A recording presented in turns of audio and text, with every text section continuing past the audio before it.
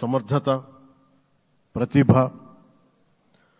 విదేశాల్లో ఉండే నాయకుల్ని మలేషియా దగ్గర నుంచి, సింగపూర్ దగ్గర నుంచి, యూరోప్ దగ్గర, అమెరికా నుంచి ఆ దేశాల అధ్యక్షుల్ని తెలుగు రాష్ట్రాల వైపు దృష్టి మళ్లించేంత శక్తి సమర్థత ఉన్న శ్రీ నారా చంద్రబాబు నాయుడు గారికి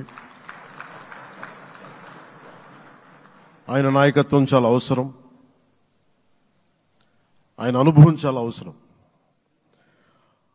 అలాంటి అపారమైన అనుభవం ఉన్న వ్యక్తిని, అనుభవం ఒకటే కాదు, ధైర్యశాలి.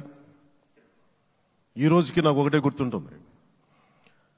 మన తాడేపల్లిగూడెం సభలో చెప్పాను, చాలా క్లేమోర్ మైన్స్ పేలిపోతే జీప్ ఎగిరిపోయి కింద పడితే చొక్కా దులుపుకొని ఆయన మళ్లీ వచ్చి రాజకీయం చేసిన వ్యక్తి. ఈ రోజున సైబరాబాద్ ఉంది అంటే అది శ్రీ చంద్రబాబు నాయుడు గారి దార్శనికత. అలాంటి వ్యక్తి,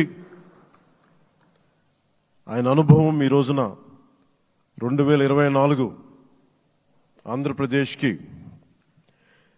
ఎన్డీఏ కూటమి తరపు నుంచి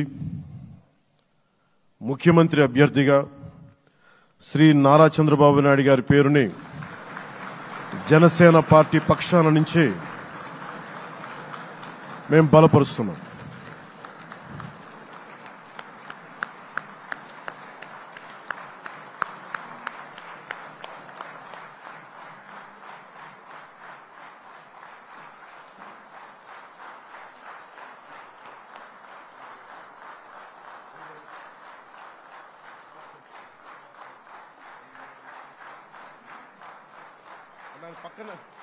ఇది నేను ఆయన పక్కన పెట్టుకుని చెప్పాలి, ఆయన నలిగిపోయారు.